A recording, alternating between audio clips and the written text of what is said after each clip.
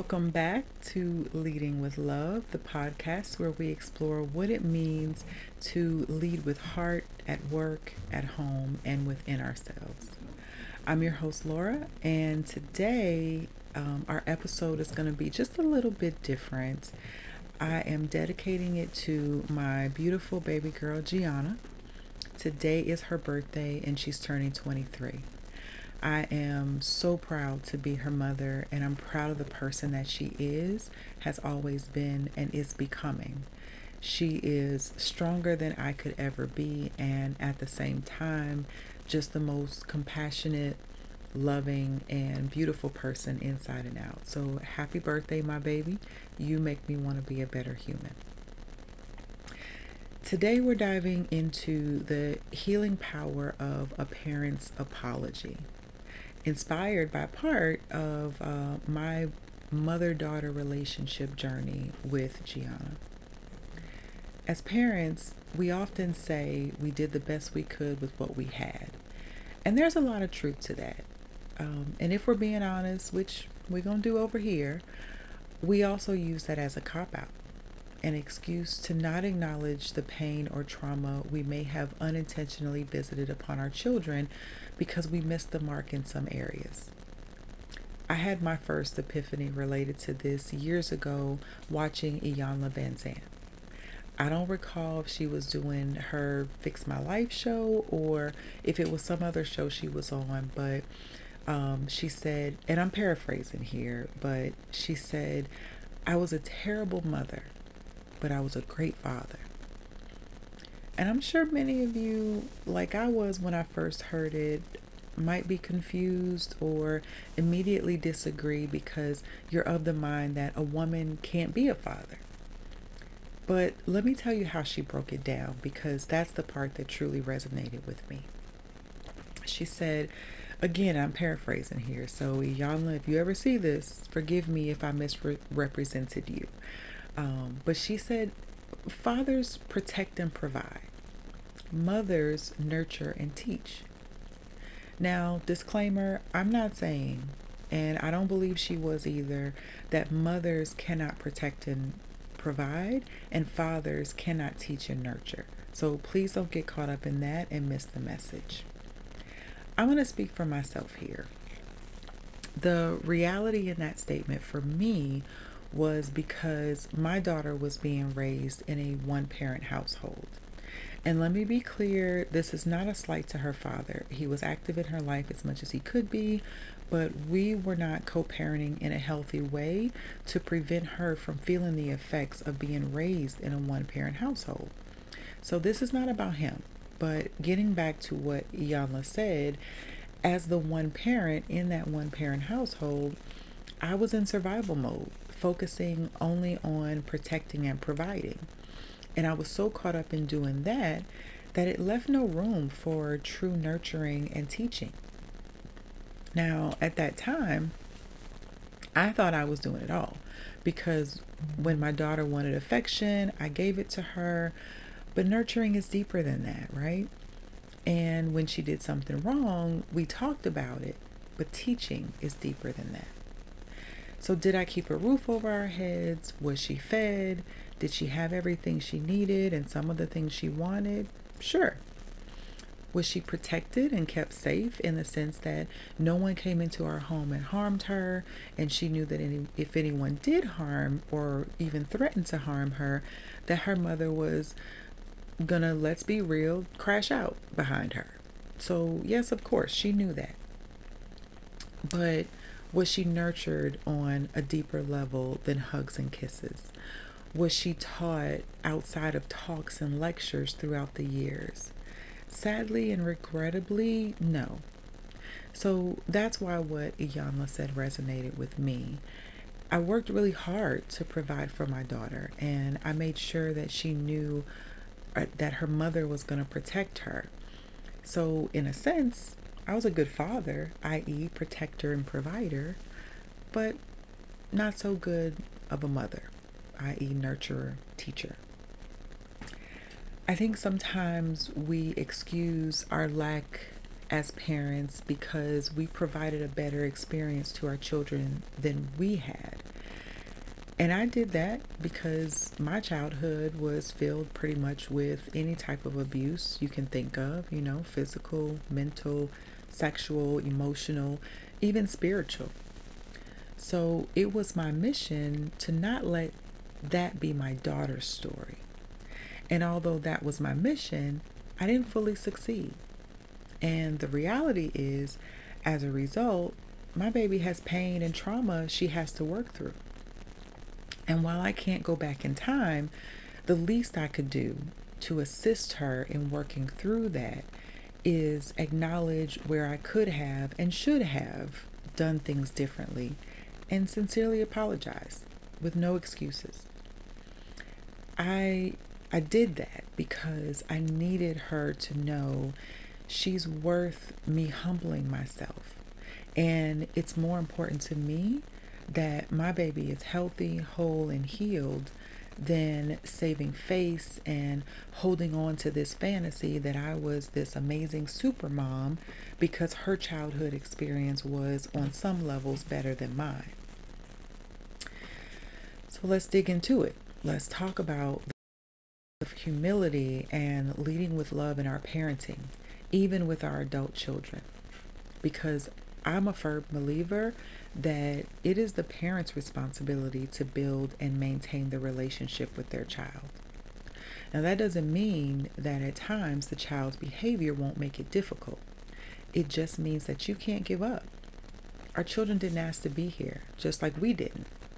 So this episode is for every parent who has ever lost their temper, dismissed a feeling, overlooked a moment, or unintentionally caused hurt.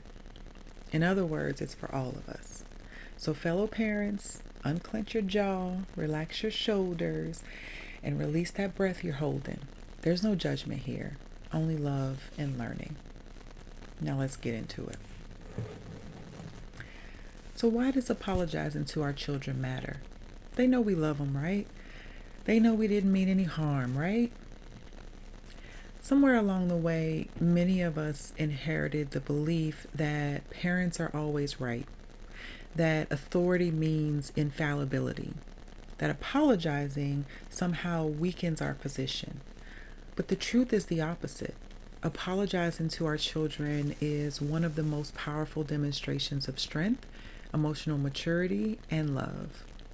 When we apologize, we model accountability. We show them what repair looks like. We teach them that relationships aren't about perfection, they're about connection. Children don't need perfect parents. They need human parents who are willing to own their impact.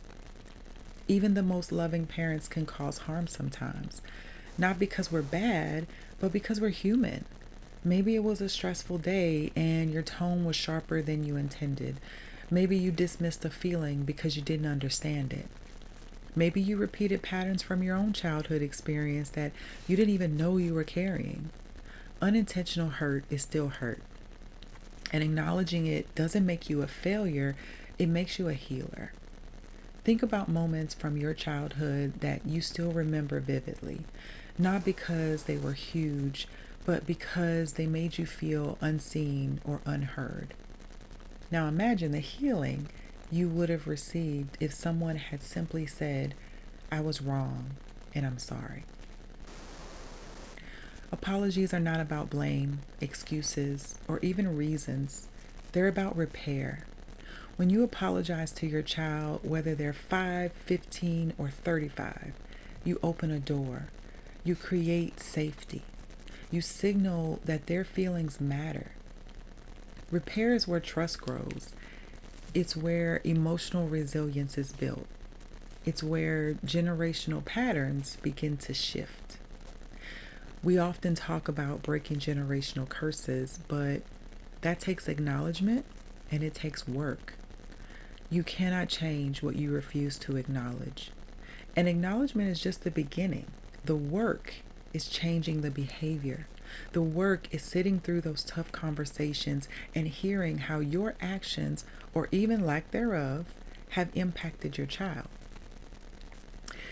And not giving in to the notion to defend, right? Of course, there are reasons why you may have acted or reacted the way you did, But responding immediately with your reasons turns it into an excuse.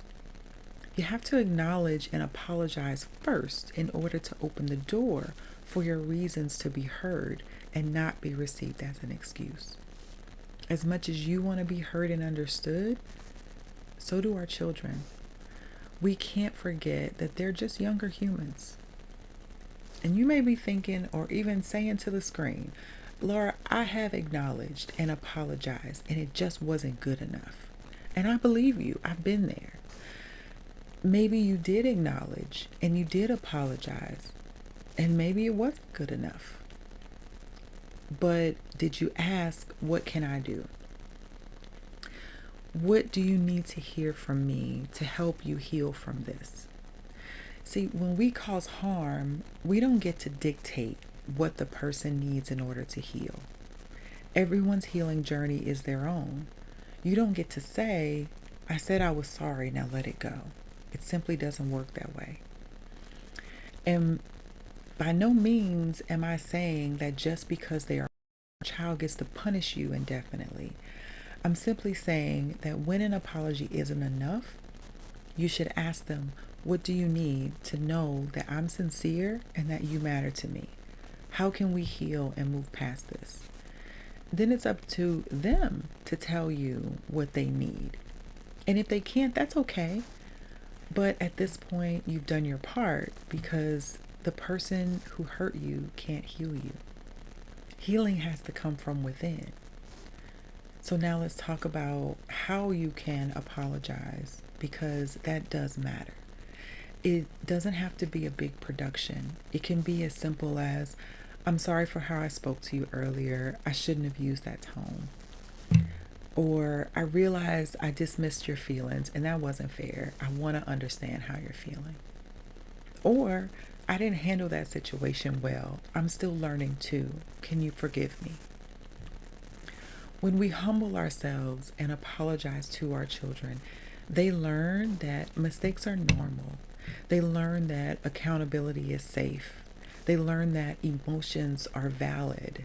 And they learn that love includes repair. They also learn that leadership is not about being right.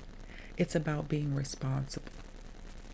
That's how we raise emotionally intelligent humans, how we break cycles, and how we build families rooted in trust rather than fear. And for parents of grown children, such as myself, it's especially important for you to know that it's never too late to apologize. Adult children often carry wounds they've never spoken out loud. And maybe they're functioning just fine and don't even think that they need an apology from their parent. But a sincere apology, not an excuse, not a justification, a real apology can heal wounds that have been festering just below the surface for decades. When I unpacked all the things that I wish I had done differently, I had to come to terms with the fact that I owed my daughter an apology. She didn't ask for it. And when I gave it to her, she said, "It's okay, Mom." But it wasn't okay. And I had to tell her, no, it's not okay. Because the last thing I want is for my daughter to subconsciously revisit that on my future grandchildren. What I realized in my unpacking of my own trauma on my healing journey was that the ugliest parts of me as a mother was the person that mothered me coming through my subconscious. And I had told myself that I would never treat my child this way. But there were times that I did, because that part of me was still unhealed. So while we can't heal the parts of our children that we hurt, we can aid in their healing by acknowledging and apologizing. A powerful line that you can use when apologizing is, I didn't know then what I know now, but I'm willing to learn and I'm willing to listen, and I want to be better for you because you deserve that. So let's practice apologizing in a way that heals. Don't rush it. Spend some time preparing if you need to, but be specific if you can. Name the moment or behavior that you're apologizing for. Validate their feelings. Tell them you have every right to feel hurt. Take responsibility. No buts, no defensiveness, no excuses. Share your intention or your reasons, not to excuse, but to give context, to help them understand that you didn't set out to hurt them, even though that's what happened. Ask how you can do better. Every child needs something different from their parent, so don't assume. And follow through. Repair is a practice, not a performance. If you want to rebuild trust, your actions have to match your words. Now, if you're an adult still unhealed from childhood hurt, please know that your healing is not dependent on receiving an apology from the one that hurt you. Again, the person that hurt you cannot heal you. Healing comes from within. So if you know that you will likely never receive an apology from the parent that hurt you, you have to stop waiting for it. You have to accept that you're not going to get it and know that you don't need it to start the healing process. Healing your relationship with your children often begins with healing the parts of yourself that were never apologized to. You heard my story. That's how it came about for me. Apologizing to your children requires humility, but it also requires self-compassion. You can't apologize from a place of shame. Shame makes us shut down. You're not a bad parent for making mistakes.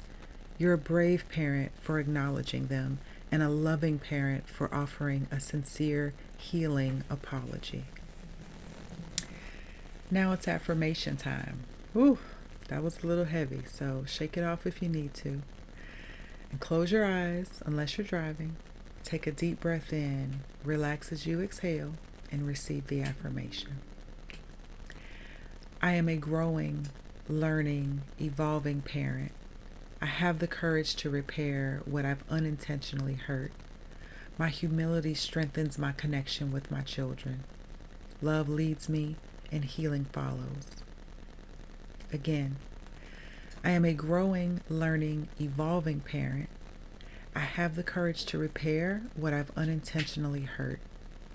My humility strengthens my connection with my children.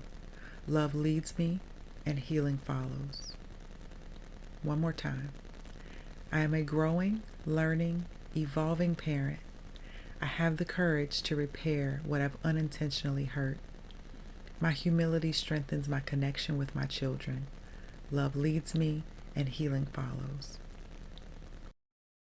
Now imagine a world where children grow up seeing adults model accountability, empathy, and repair. Imagine a world where love is not just spoken, it's demonstrated through humility. That world starts with us. One conversation, one moment of courage, one "I'm sorry." Thank you so much for joining me today on Leading with Love. I hope this resonated with you and inspired you to maybe have a long-awaited heart-to-heart with your baby. I'd love to hear your thoughts, so please leave a comment and don't forget to like, share, and subscribe. Until next time, go love on your babies and have a wonderful week ahead.